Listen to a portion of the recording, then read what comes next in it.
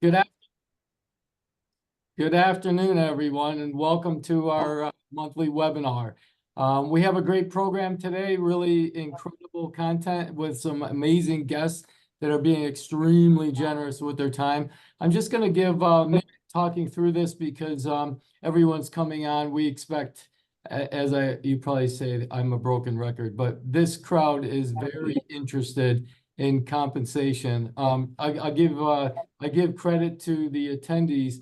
We received more questions pre-webinar than we've ever received before. So we're going to be answering a lot of the questions during the program, but feel free to reach out to any of us anytime, and we're happy to give an answer if you don't hear what you're looking for. I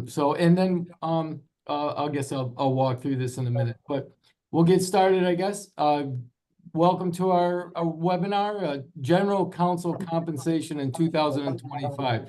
I love the title, What's Fair, What's Changed, and the strategies for effective negotiation. Most times when we're prepping people for their GC interviews, that's what we're really focusing on. What do you really need to do to say the right things to get the best offer? This is part of our GC Advantage program. We try to put together at least 10 of these a year, so they're fairly regular. Feel free to visit our website. We have the webinars from previous months on up and able to be watched. So they're all recorded, and it's a complimentary program. One of the things, we are very mission driven here at Barker Gilmore. We're looking to help people become the best in-house legal and compliance officers they possibly can be. The next webinar actually is going to be a pretty good one. How GCs drive success in private equity portfolio companies. One of the things our private equity sponsors that we work for, they're looking for the biggest return possible. We actually are taking a couple of GCs who we placed recently and going to be asking them some of the questions and get their tips for the keys to their success. One of the things we find when we're doing a portco search, the PE sponsors looking for someone who's been there and done it, helped the company grow, and had a positive exit strategy. So it's something that I think everyone will get a lot from it. Again, we're going to be answering a number of the questions that came to us before the webinar. That said, feel free to scroll down. You'll see where you can ask a question. We're going to try to answer some of these questions during the webinar too. There's a lot of questions, a lot of content we need to cover, so it's going to be challenging in this hour time period. But we're happy, like I said, feel free to send us a note directly. Happy to answer any questions.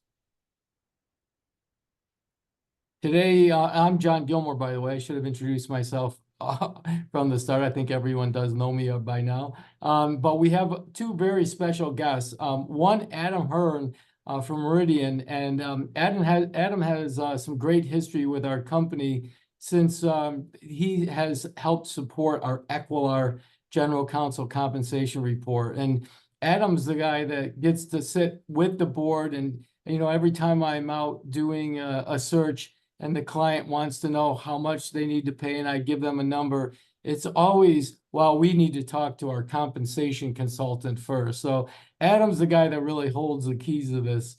And then Trisha Elias, amazing having the opportunity to have Trisha. Trisha was a public company general counsel and corporate secretary before becoming taking on the responsibility of general counsel and head of HR, so the CHRO, Chief People Officer. And then ultimately, she did such a great job training her successor. She actually moved to the exclusive role of Chief People Officer, Chief People and Culture Officer, which I do love that title, Trisha. So it's really great to hear from Trisha, because she has the perspective coming from the GCC and the perspective of the CHRO. So we're going to get a lot of really dynamite insight that people really are going to get spoiled having the opportunity to hear what they have to say. So the first, we're talking about we're going to have a flash poll in just 1 minute. Let me just share with you the compensation landscape. Barker Gilmore just released our in-house counsel comp report. Does include from general counsel all the way down. The Equilar comp report that we put together on an annual basis is really, it's the NEOs of the Fortune 500. So it's a little bit different. And we're having a number of different factors that influence the compensation. Kind of funny, I actually read a comp report from another search firm the other day, not trying to diss them or anything, but they really just said general counsel compensation. There's so many factors as far as public company, private equity, portfolio company, nonprofit. And there's so many factors regarding industry, size of company, size of law department, regulatory landscape. So anyway, there's a lot of different comp reports out there. We tried to narrow it down to help people understand the trends. Take a look at, we have some really great trends that we identified last year. All that said, we're going to do a quick flash poll to get your overall level of satisfaction. So if you take a minute and just click, what are your thoughts today? One of the interesting trends, so you can do this as I speak, one of the interesting trends that we saw in our comp report this year, the in-house comp report, is it kind of created a lot of noise out there. We never saw so many people interested, but just that 60% of the people out there are considering something new at this time, which is an overwhelming number. And the majority of those people are looking because they feel dissatisfied with their comp package. So anyway, we're interested to see what you have to say about your comp package today.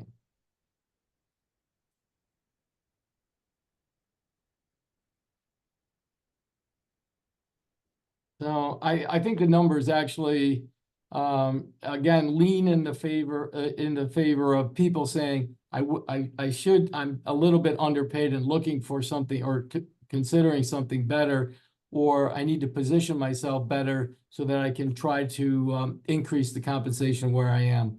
Unfortunately, one thing that we did also pick up on our trends this year was the increase in salary in 2025 was much flatter, so just about 2% versus 4.4% in 2024. So kind of sign of the times. I think there's a lot, well, I know there's a lot of uncertainty out there. So people are really being a bit more conservative with their money. Go to the next slide. So we're talking about what's fair and having a better understanding of what is competitive, especially for GC compensation. As we mentioned before, the number of GC searches that we're seeing, or the GC turnover just in general in the in-house community, is higher than we've ever seen it before. 2024, there were 68 changes in Fortune 500 GCs. Typically, it's around a 10% number, so it's well above that. Of those 68, 35 actually retired. 8 people took positions other than the GC position inside their company. So there was a decent amount of turnover there. So I'm going to start off with my panelists, which I really, again, couldn't appreciate more. I'll start with Adam. Adam, any noticeable trends that you're seeing in compensation in 2025 that maybe you haven't seen in other years? Yeah, thanks, John. I would say that there are definitely trends, and there are trends that will impact GC compensation.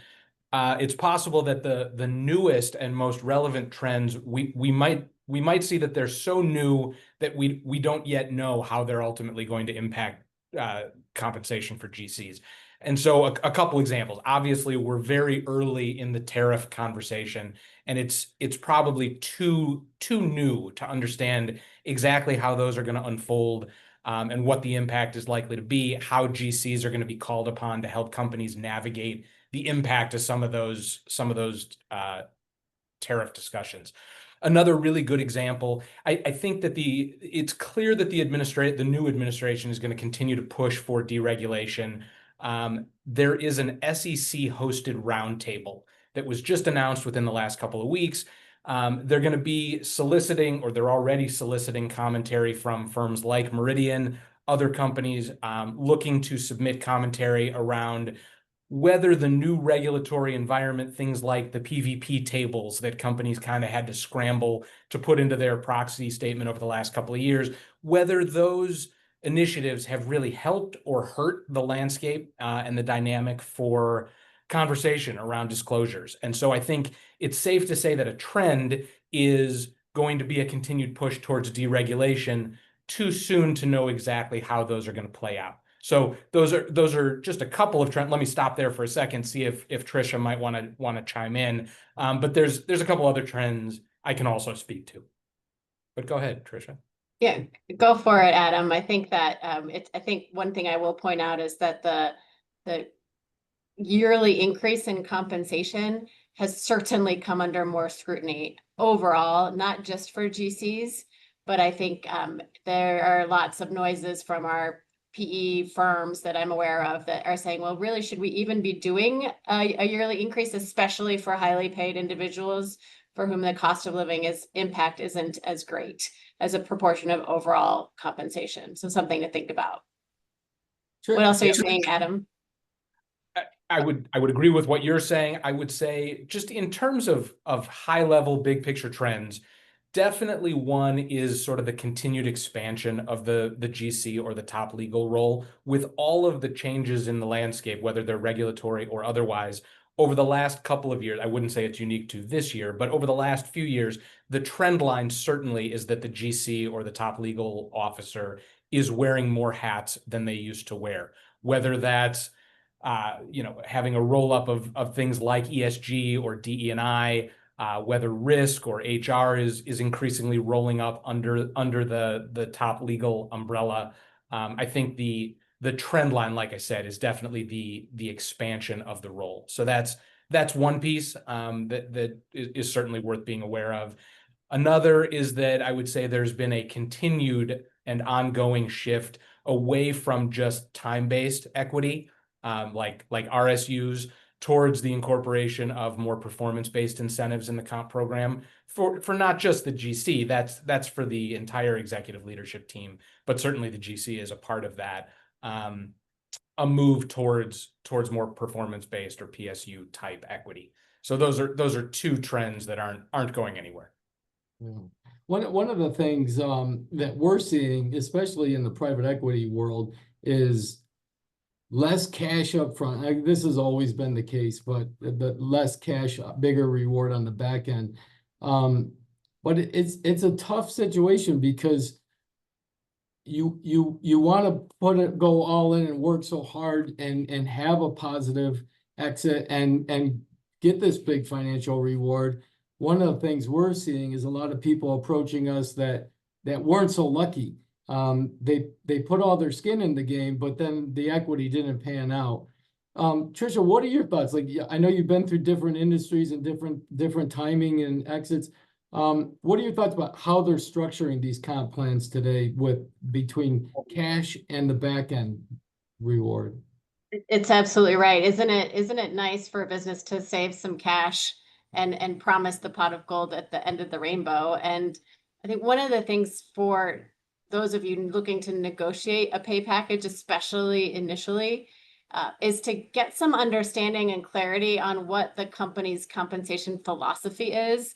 And even if it's a startup or a newer company and maybe not as sophisticated, to say, oh yes, here is our compensation philosophy, they'll have a sense for, we generally pay at market and cash at market or cash below market and heavily on the incentives. But what I've seen is, interestingly, a trend towards to get somebody in the door, the cash might be higher, but then does not keep pace with market as that person gets more bought in and understands the value or the potential value of the longer term incentives. And so that's something to keep an eye on as you're going, either rising through the ranks or progressing in your careers and thinking about that increase. Maybe it will come more in the form of long-term incentives. Yeah. One thing everybody tends to ask me, what percentage or how much equity should I get, when you're negotiating these deals? And my only answer is it depends on the timing of your entry point. So if it's a fairly new acquisition, you know, a PE sponsor acquires this company, they're looking to upgrade the law department, you're getting in at the same time everyone else. All the equity's on the same playing field. Meanwhile, if you're joining the company maybe 3 years in and there's only 2 years left until the transaction, you know, they're not going to be as generous with the equity because you'll see the performance of the company, where the company's come from, where it's going, what the likelihood is of a transaction. And as the risk comes down, the value of that equity award will come down. So one interesting thing, we say we want to do a real world example of a case study on this. And we just recently had a situation where the company had me pre-close the person on equity. And I did. Here's the equity award. And then when the offer letter came out, these 4 little characters came into play and it said, here's the equity. And then suddenly out of nowhere appeared at 3x. So all of a sudden the candidate's like, what? You know, I'm thinking I'm at par, and at 3x, I'm 3 times my equity award. So I'm just I'm going to advise people, be very careful, understand where the company is in their turn, understand the equity, where they're talking, what that equity is, because those words at 3x never came into play until actually it was written on paper. And that was really disappointing. So I'll let you know that. Now, Adam, I hate to harp on this too much, but 2 more things.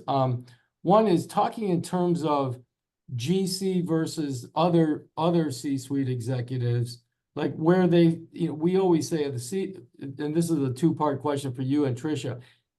How has it been changing the gap between GC pay, CFO, and or any of the other C-suite, and then the CEO?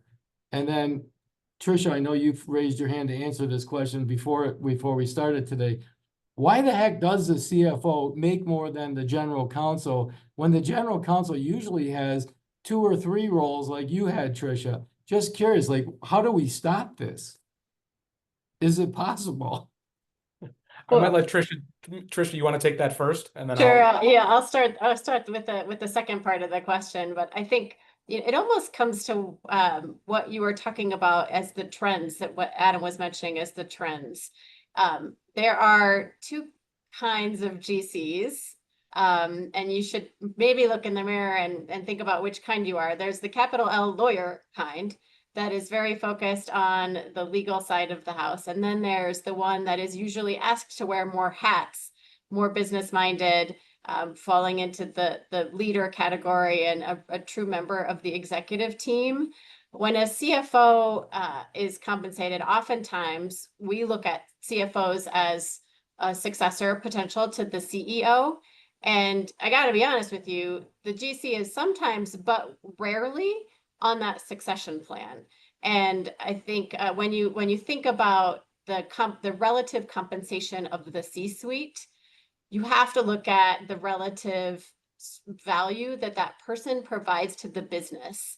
And you're gonna, I mean, the typical lawyer answer, right, is it depends. There are some GCs that are compensated more than the CFOs, but those GCs usually wear a lot of hats and may even be rising to the level of a chief administrative officer or more.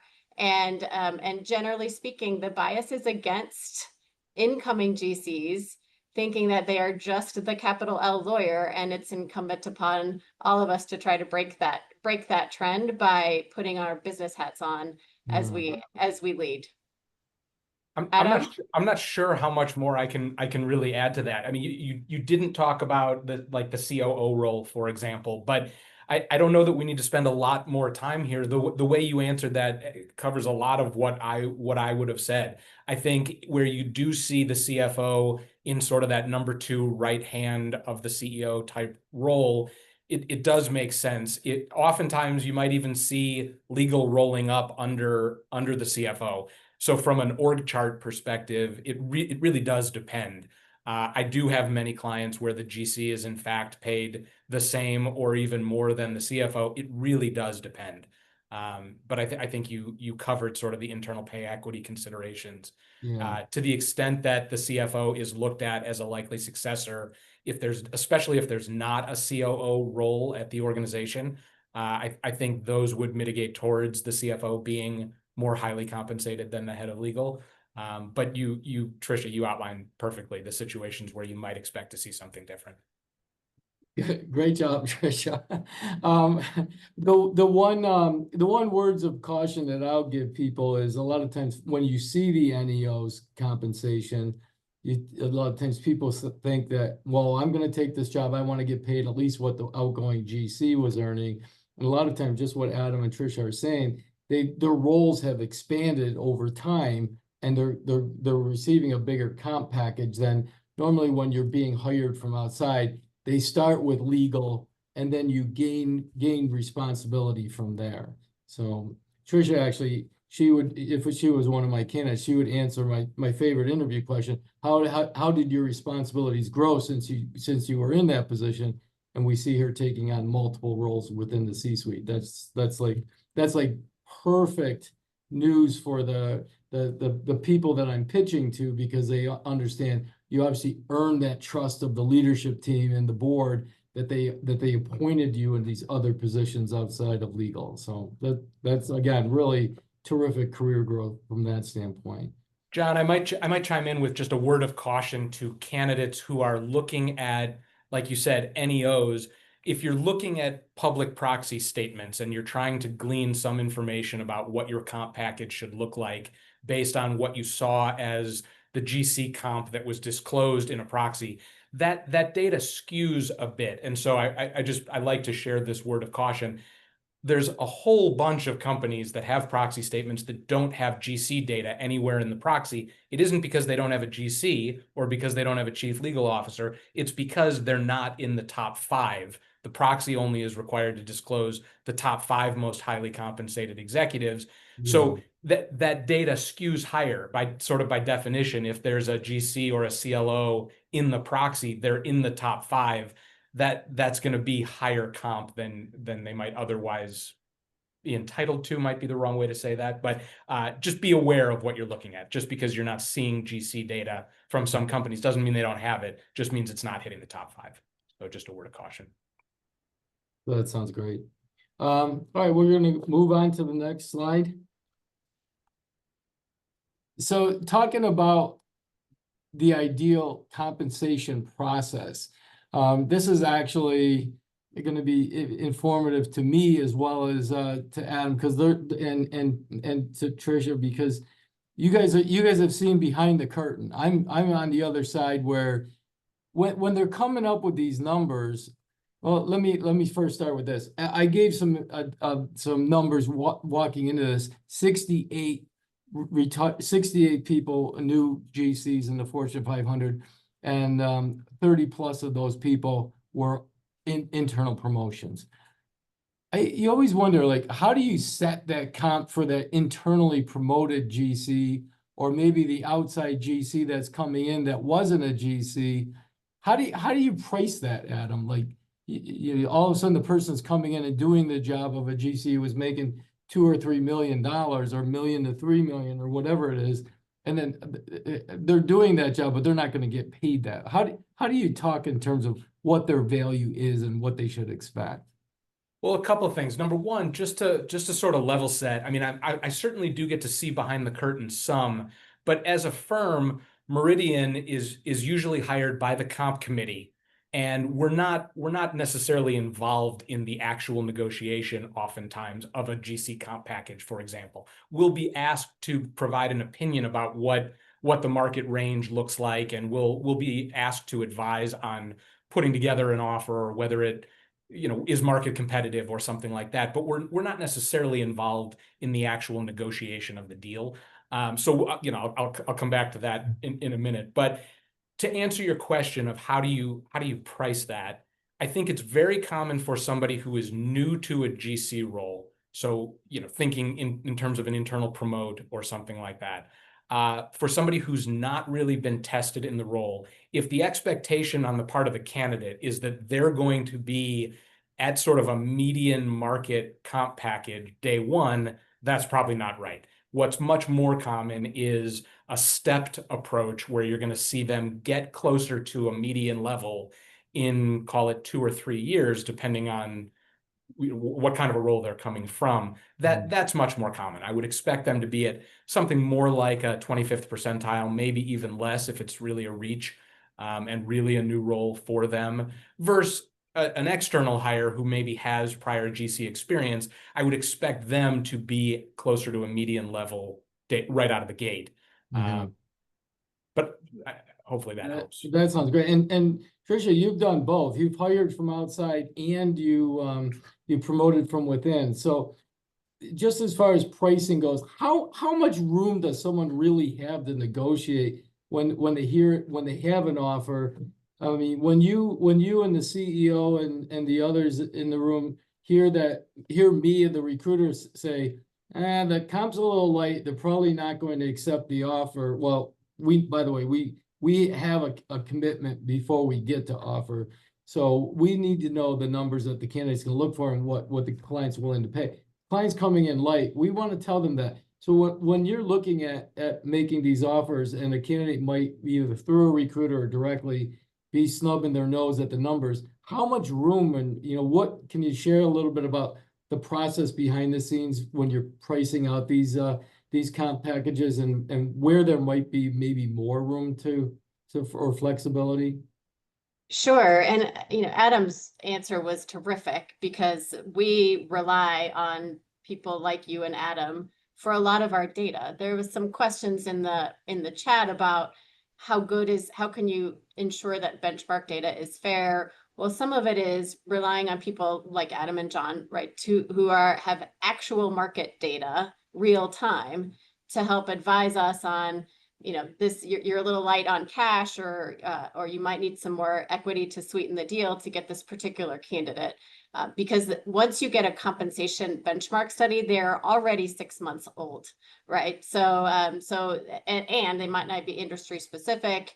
It might not have refer to the skill sets that you're looking for. So thing one is making sure that if you are partnering with an outside consultant to get one that has that market data at their fingertips, that can be also an advocate for you with the company. I think the second thing is you have to understand the specific industry or the situation of the company. A cash poor or relatively cash poor company might be more willing to give you a higher equity grant, or vice versa. Somebody might say, well, I can, if you are not as excited about the equity yet, load up on either a short-term cash incentive or base salary. And part of it is helping to make your expectations clear from the get-go. I think that the most success I've seen is when candidates are super clear about sort of their base cash needs, and in a transparent way that helps the company, because by and large, the company wants to get these candidates on board, right? Nobody's trying to scare people away. So being transparent upfront about what needs you might have in terms of a cash flow perspective and how much risk you're willing to take. It's a fine line because obviously, especially if the grant involves some long-term incentives in the form of equity, you want to signal your belief in the company's long-term plan.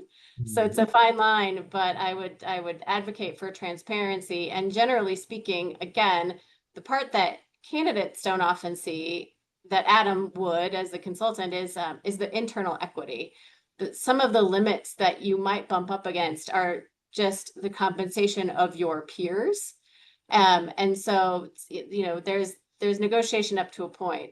One final note I will say, companies generally expect you to negotiate something. So my suggestion would be do it. There's because even I personally like to put almost the best and final offer out in front, and I've learned over the years it's just not worth it because there's if you want to have that wiggle room if somebody asks, so please ask, do yourself a favor. That's actually very good advice that'll also make my life more difficult. I was just going to add that at least from my perspective in the conversations I have with committees and with leadership teams. I agree, Tricia, with everything you said. I think the lever that can get pulled on the easiest is the long-term equity piece. So I don't see a lot of movement past sort of the initial offer stage where you're really seeing cash change dramatically. Yeah. If somebody needs a couple $100,000 more of, performance-based incentive, and they're, especially if a candidate is willing to suggest that, it shows a belief in the company. It shows a belief that this is a long-term play, not a short-term play. The optics of going after more cash right out of the gate isn't a great place to be. From a negotiating perspective, I see candidates more successfully talking about long-term equity as the lever they can pull. Yeah.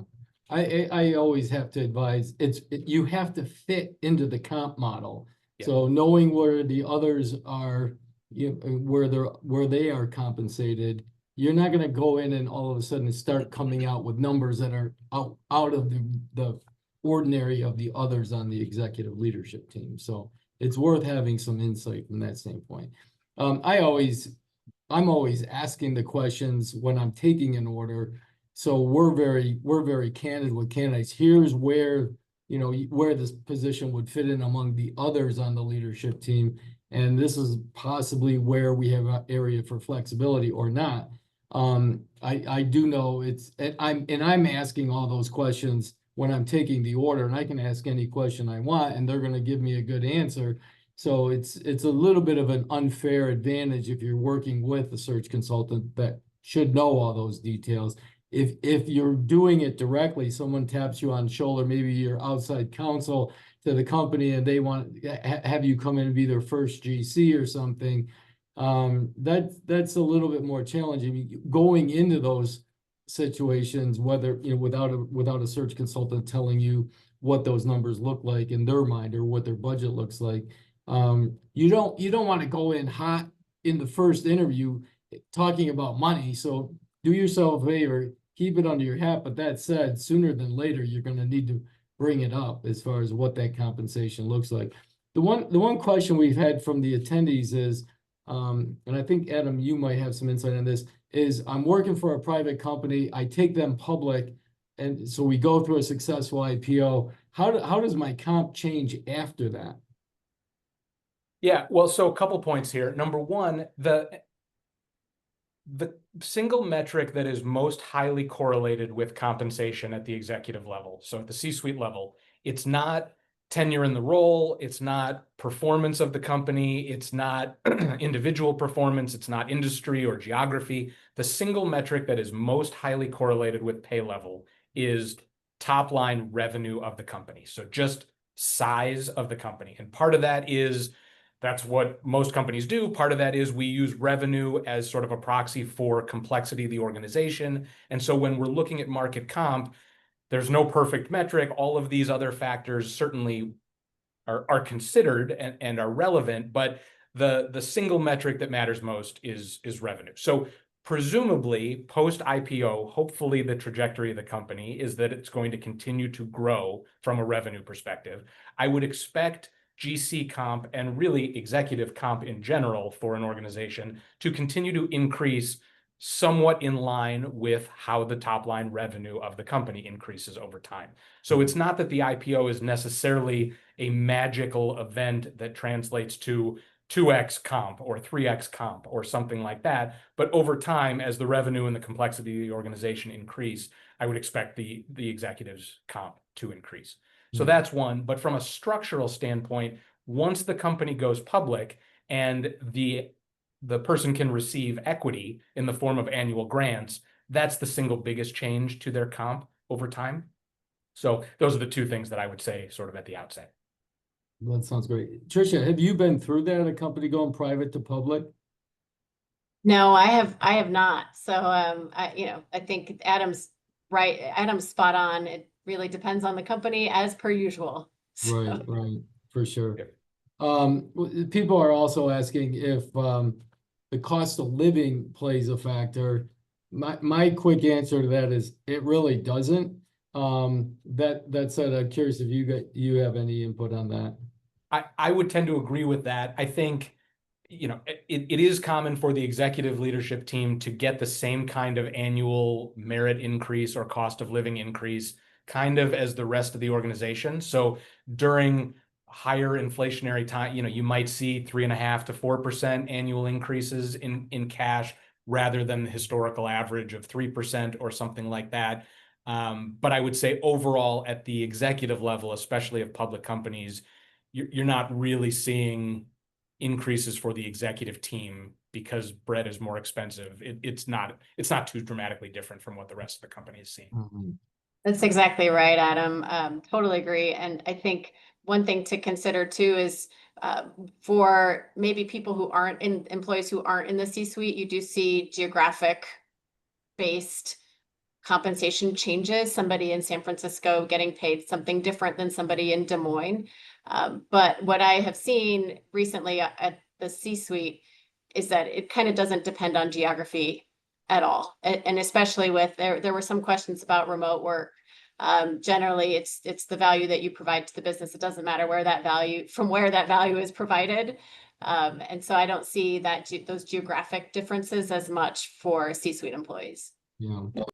100% agree. One question that just came in is that when you say 3x, what does that mean? I guess it's a good question. So a PE company buys a company for $1 billion. They're investing their investors' money and buy a company for $1 billion. So they sell that company for $3 billion. That would be a 3x return.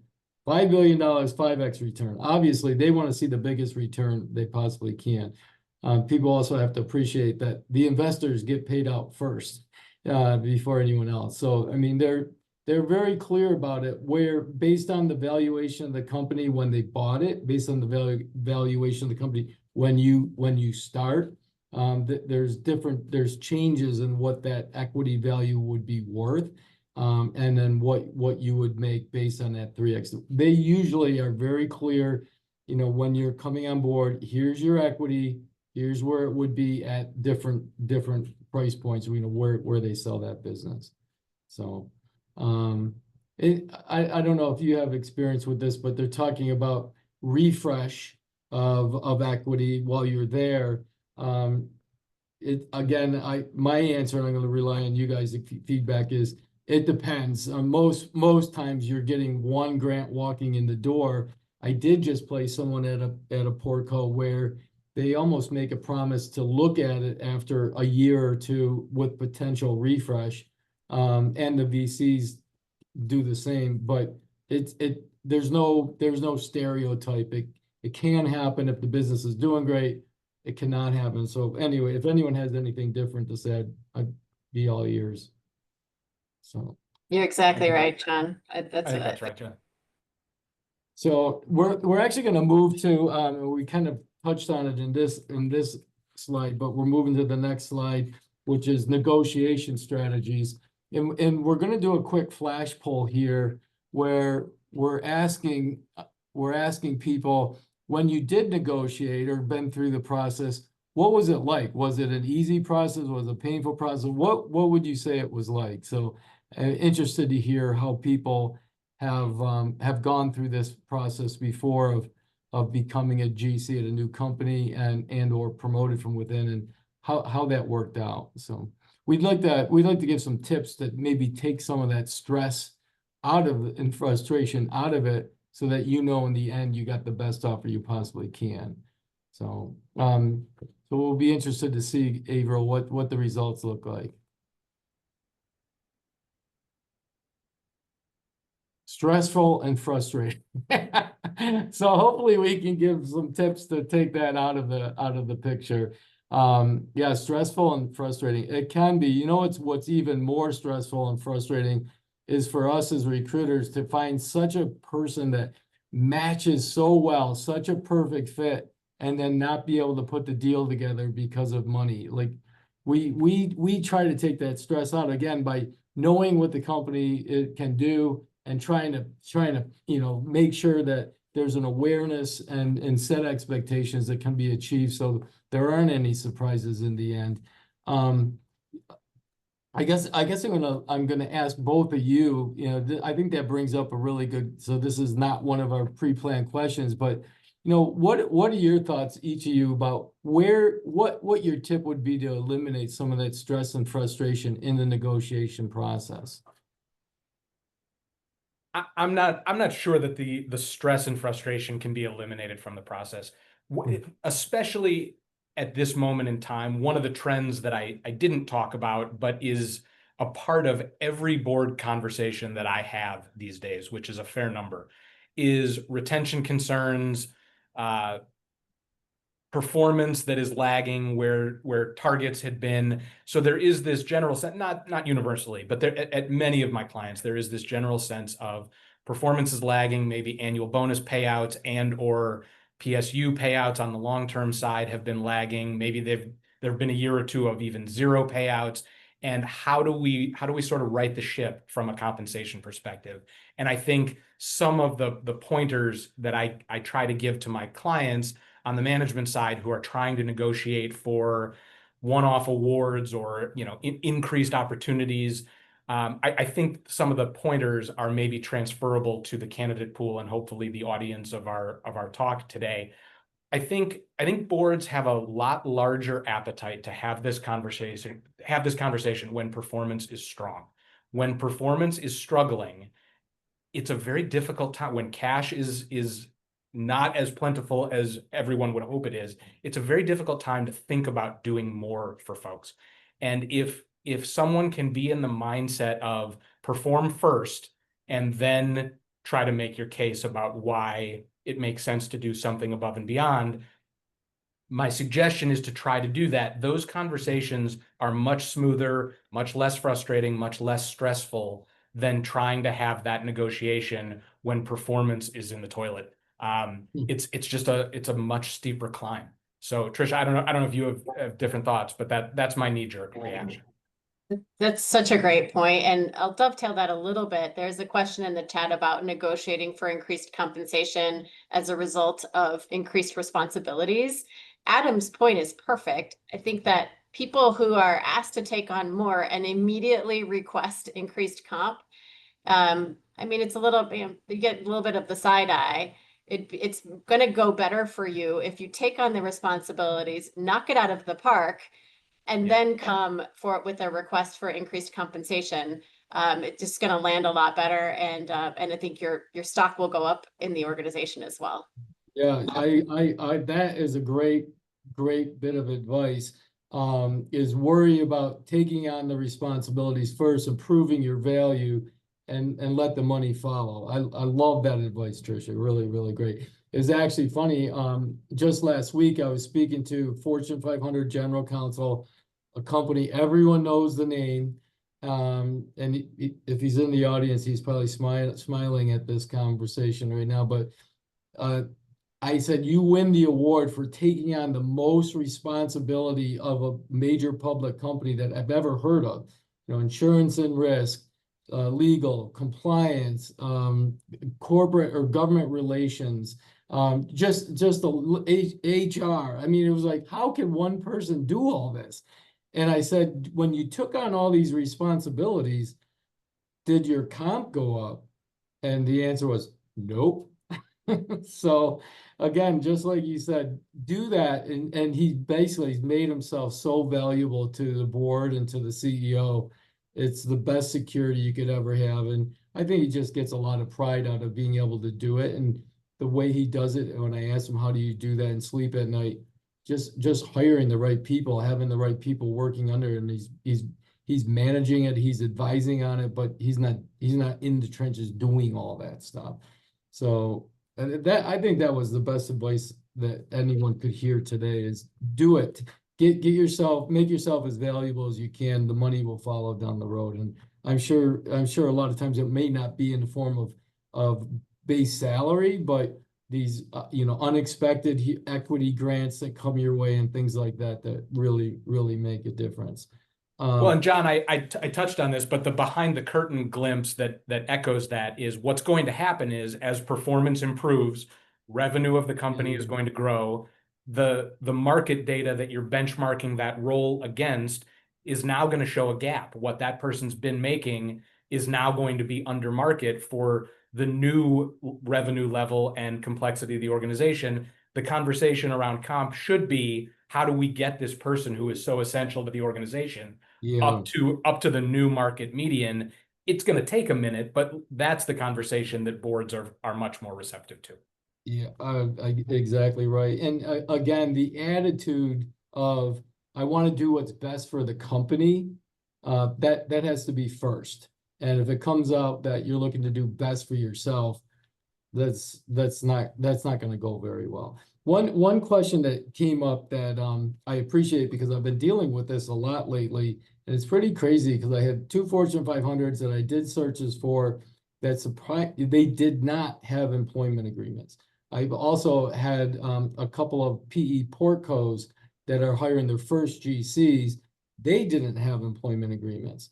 So I guess, so my thoughts are, and I'll get your opinion, and I'll look for a little bit of detail, but if the company doesn't have an employment agreement, it's doubtful you're going to go get one when everyone else on the executive team doesn't have one. That's probably not going to happen. My experience, it never has happened.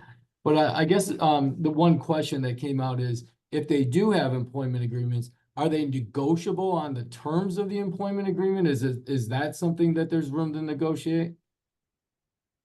I'd love to hear Adam's response and experience with that, because generally speaking, I'm going to give the answer that you all hate, which is it depends.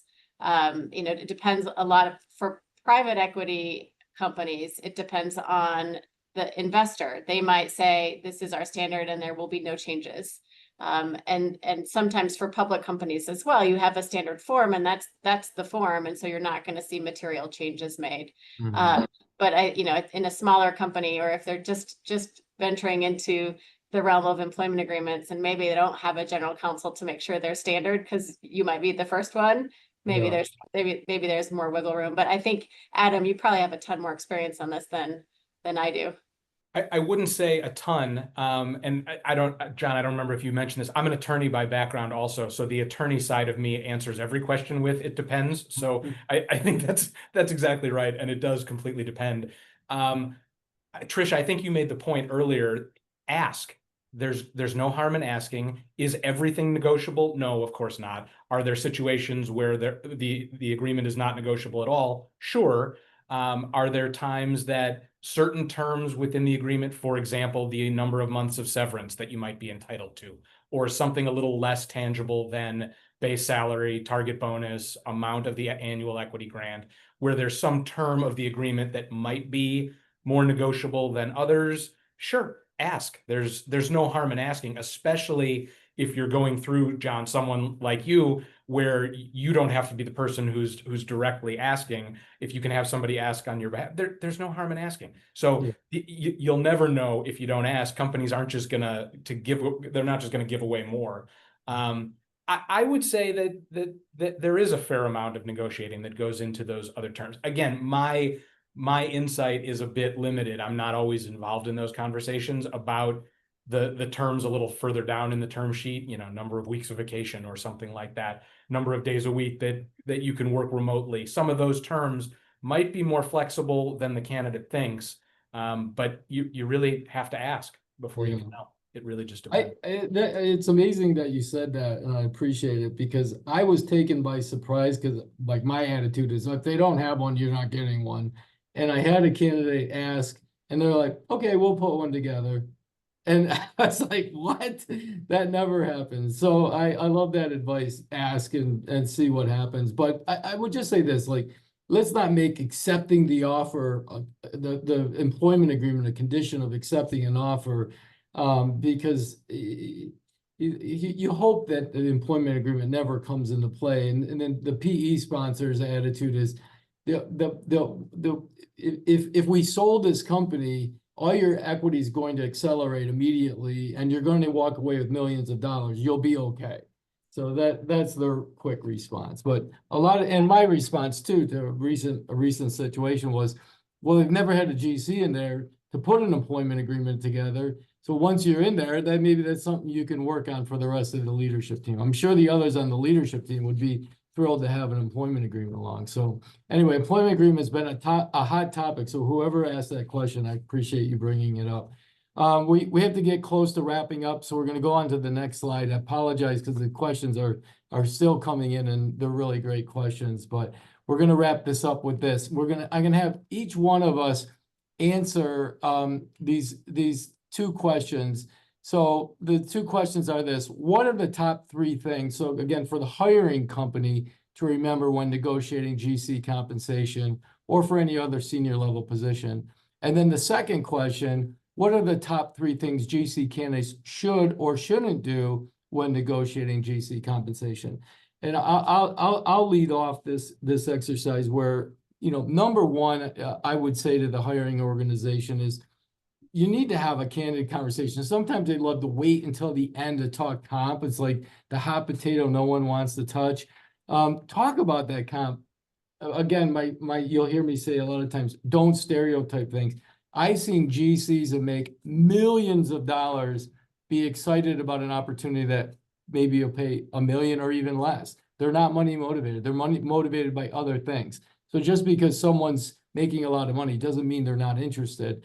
And the same thing is, understanding if someone comes in with these visions that they're going to get paid millions of dollars and you're not looking to pay millions of dollars, you need to have that conversation and really understand what their expectations are and be able to come in and hit. Otherwise, you're just wasting your time and the other executives on the team.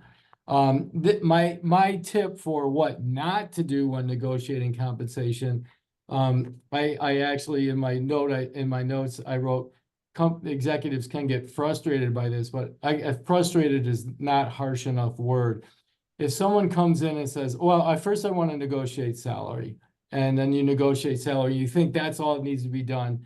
And then they get there, they give in, they give you an extra 20,000, 30,000, whatever dollars. And then you say, okay, well, now I need to talk about the equity, or now I need to talk about relocation or whatever. Stringing it along is just something that's just too painful for anyone. And I've seen people pull offers for this. So if come up with what it's going to take for you to accept the offer, put it on the table and say, if you can do this, I can start on June 15th and have a specific start date. If they know that's the end of the negotiations, you do this, I'll do this, we're done. That motivates them to get there. So those are my two tips. I'm anxious to hear what you two have to say. Sure, I'll go, and Adam, let you have the last word. So no pressure. I think Thank you. For companies, my advice is to be transparent, and especially if you are a GC recruiting somebody in your org, maybe for a regional or lower level general counsel reporting to the CLO. There's a lot of yes, we will pay you this bonus, or yes, this equity will vest, in 4 years. Especially for private companies, it's important to disclose and be transparent about the metrics that will get you there. It's a little bit dicey when you have somebody who hasn't joined the business, but at least general structure around how performance incentives are awarded. I think that is informative too, because then the candidate's response to that and their interest in the business metrics that might drive compensation is just a good little data point on your candidates and your applicant pool. For GC candidates, it's kind of what I mentioned before. It's a should do instead of a should not. And I totally agree, John, with your should not, by the way, 100%. It can really tarnish your reputation if you do join a company, if you've just, death by 1,000 cuts on the negotiation. But my recommendation is to really take the time to understand the company's business and their comp philosophy so that it will help you structure your negotiation. It has the benefit of maybe getting you a better package and also showing that you are interested in the business and how it works and understand the needs of the business. And that's also helpful as you get into your new role. Adam, over to you. Well, I won't talk about transparency because you just talked about transparency.